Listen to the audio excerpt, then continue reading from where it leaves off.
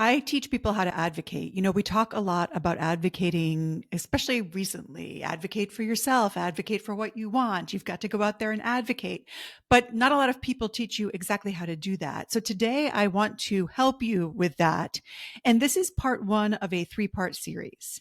It is a series on how to advocate for yourself at work, which is one of the places that my clients want to advocate for themselves. I work with people in a lot of different settings. I work with witnesses who are going to testify at trial, and I help them advocate for themselves in that setting. But I also work with individuals who want raises or promotions or opportunities or resources. And those are people like you who are out there day to day in their jobs wanting to advocate for themselves and their ideas. I also work with leaders who are speaking in front of boards or investors. And so it runs the gamut. But these three steps to advocate for yourself at work apply across the board. So no matter who you are listening, these are going to help you. And this series is going to be a three-part series, and it's going to be one day after the other. So if you are listening to this part, this is part one. There are two more parts. One will come out tomorrow, and the last part will come out on Thursday. And together, these three steps are going to change your life if you implement them. Because when you know how to advocate for yourself, your life can change. You can start getting what you want. So let's back up one step and talk about the way that I describe advocating. Advocating is simply asking for what you want in a way that makes you likely to get it. And the three steps to advocating in any circumstance, in any environment are: number one, knowing what you want. Number two, asking for it out loud and with delight. And number three, mastering the art of the ask. Now, there's a half, 3.5 steps, and the half is repeating if necessary. And we'll talk about that in the last day. But today we are specifically talking about advocating for yourself at work, and we are focused on the first step, which is knowing what you want. Now, some of you might be thinking, well, it's clear I'm at work and I want a promotion, or it's clear I'm at work and I want a raise, and good for you. But keep listening, because we need to get even more specific. But some of you may be thinking, well, I want to be a influencer and that's what I want to do at work. Or I want to be the CEO of my own company and that's what I want to do at work. And we want to get really specific because we need to know who can give us what we want. In my second book, Advocate to Win, I talk about this in terms of manifesting versus advocating. Because a lot of times the people that I work with, they want to do big things in their lives, as do I. And they put these big things on their vision boards and they want to manifest them. And I'm all for all of that. And also, in order to get what we want, we have to advocate for that. And so to do that, we have to get more clarity. We have to oftentimes make it smaller so that we can go step by step and figure out who can give us what we want and then ask for it. So we need to know what we want. We need to be even more granular than I want to be the CEO of my own company. Great. What do you want/need first to get there? Because once you know that, we can get to the next steps. Let me give you an example that's very tangible. One of the women that I work with has been extremely successful in her life. She's a middle-aged woman. She has had a very big corporate career. And now she is looking at her life. Her kids have gone off to schools. She has a lot of more freedom and she wants to make a career change. And so she wants to go from being something more corporate and tech into something a little bit more thought leader, perhaps write a book. But she wants this particular job that she saw posted on LinkedIn. It is not the type of job that she would typically have applied for. It is not the type of job that her resume is a perfect fit for. But when she saw it posted on LinkedIn, she sort of went down the rabbit hole of, could I do this? Would they hire me? Is this even possible for me?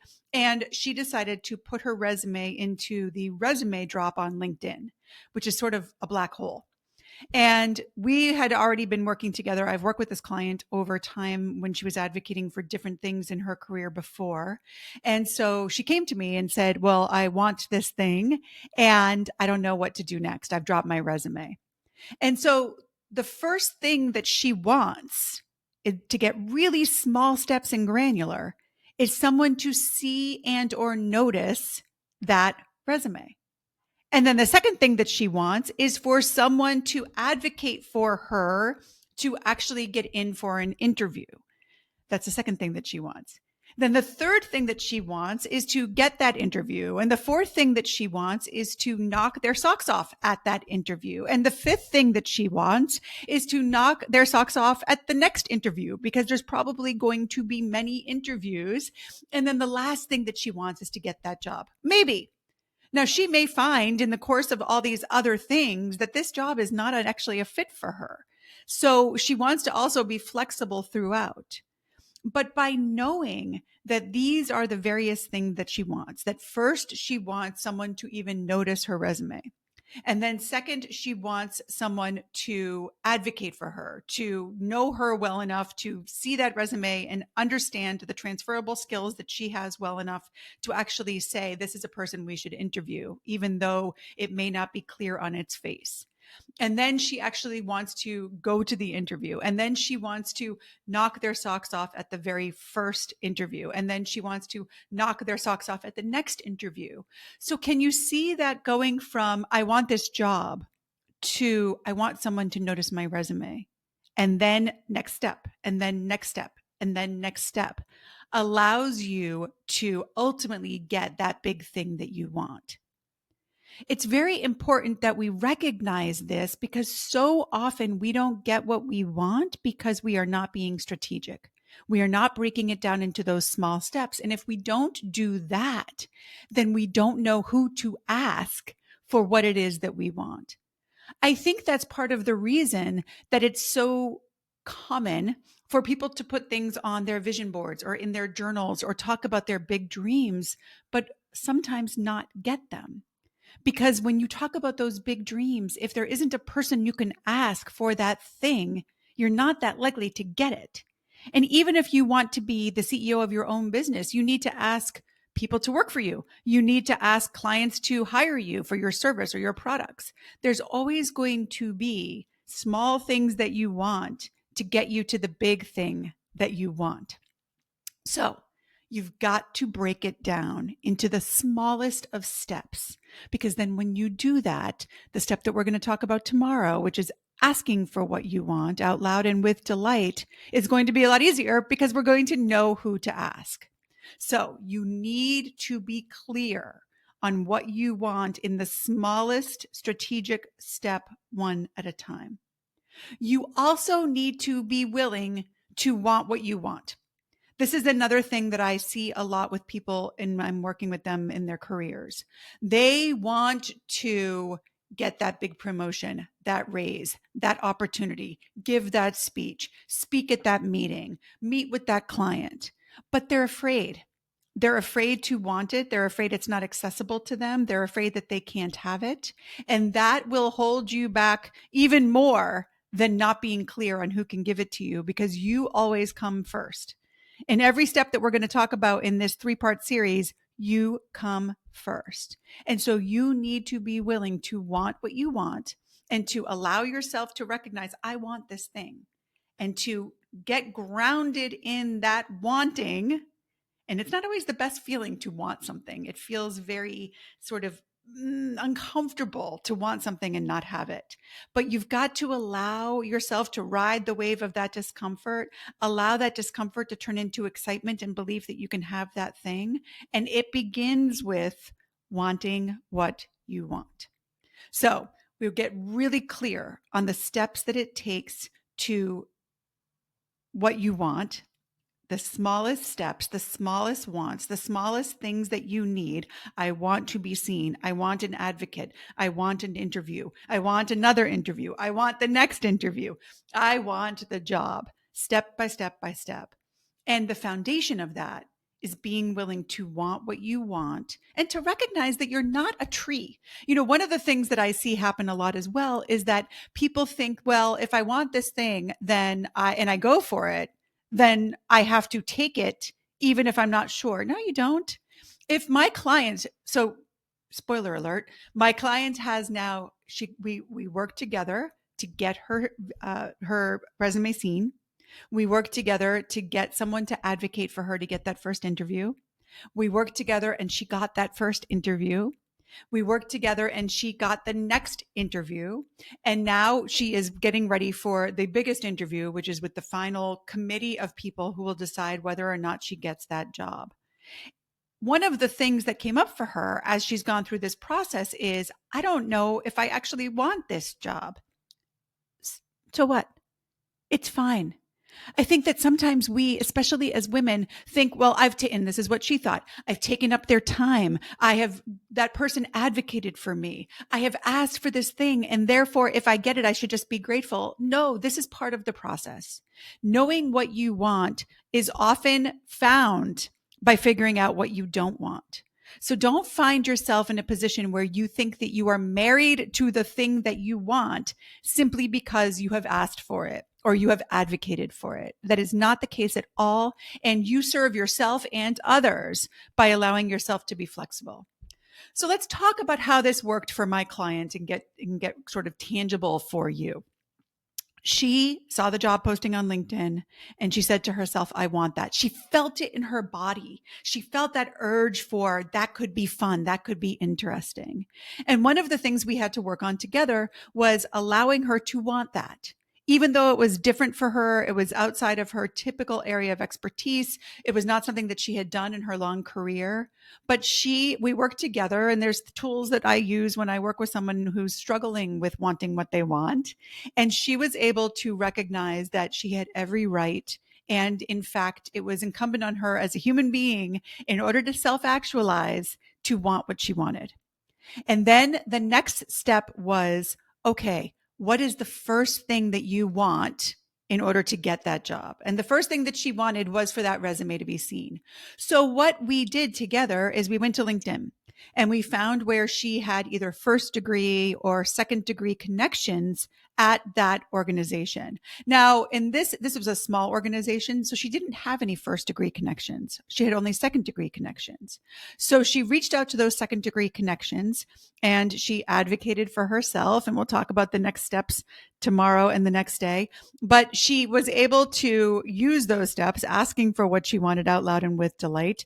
And she was able to get someone to connect with her and then meet with her and then advocate for her. And then she got the interview. So she decided step by step by step what she wanted. And then she used the other steps that we'll talk about in this series to ask for what she wanted, master the art of the ask, and get the thing. The last piece of this that is very important is that you recognize that you can always win. I think sometimes we're afraid to want what we want because we are afraid that we won't get it. And if we don't get it, that we will somehow lose confidence in ourselves or beat ourselves up. And so I want to remind you of something that if you're a frequent listener of my podcast, you know that this is the way that I define win. It is the Cambridge Dictionary definition of win. And the definition that they use is to receive something positive because you have earned it. So for my client, one win might be to get the job. The something positive might be this position, and she earned it by advocating. And that's how I often talk about winning. We receive something positive, the job, the resource, the opportunity, the board to okay the thing you want, the investors to give you money, the partner to help you out around the house. Whatever it is, you're something positive, you earn it by advocating. But there are more positive things here. One of the positive things is my client learned to want what she wanted. And already she's won. Already this is a win. Another positive thing is that she promised herself that she would go through this process of applying for this job, even though it was uncomfortable for her. And as a result, she has built her belief in herself. If she did this simply for the win of believing that she has her own back and that she can do hard things and she can do things that are uncomfortable for her, she has won because she has her own back. She did something hard. She did something that was uncomfortable for her. I am always talking in my work about collecting and creating evidence. And she created evidence that she can do hard things by doing this hard thing.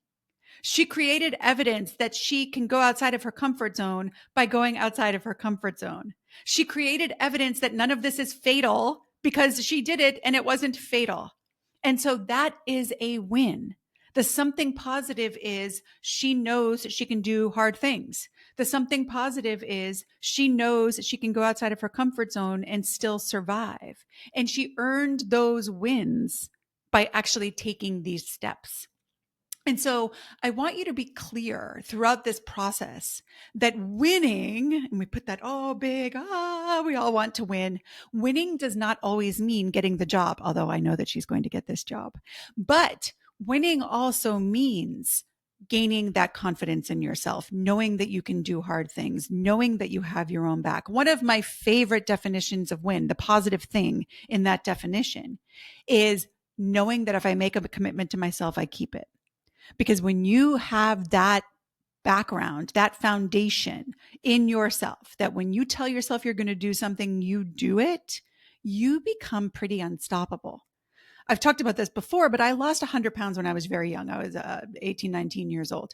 And I'm very glad I lost that weight. But most of all, I'm glad I had the weight to lose and I'm glad that there weren't all the other options that are out there for me today, because the hard thing for me of eating less, working out, drinking more water, all the things I did in order to lose that 100 pounds, and the commitment that I made to myself that I would do those things and then doing them has given me so much belief in myself that I have my own back, that when I make myself a promise, I keep it. And when I set myself an expectation, I meet it.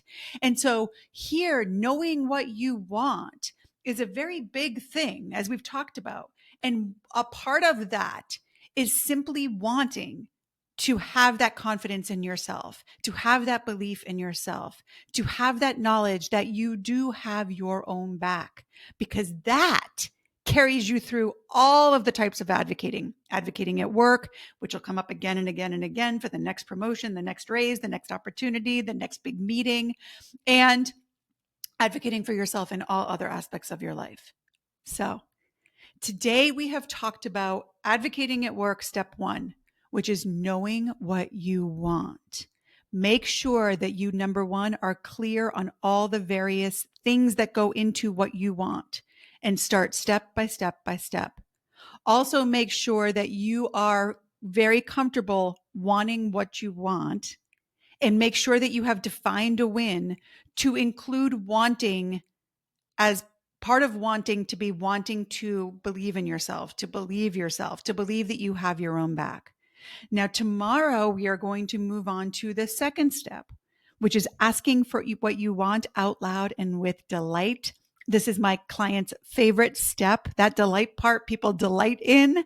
And then the third step, which is going to be this week, it's going to be on Thursday, is mastering the art of the ask. And that's where we get into body language and facial expressions and charisma and all the things that people so love to talk about. But knowing what you want and who can give it to you is really the important foundation for all of the rest of the steps of advocating. Please let me know in the comments, if you're watching on YouTube, if you have any questions or concerns or challenges. If you are listening to this on a podcast, you can always email me, heather@elegantwarrior.com. You can also reach out to me at on my Instagram, which is at an elegant warrior. Any of those will work. And I would love to hear from you what your challenges are, what your instincts are, and what your worries are, your concerns are, your questions are, and I will answer them. But tomorrow I will be back with step 2 of advocating for yourself at work, which is asking for what you want out loud and with delight. I look forward to seeing you there. And in the meantime, as always, take good care.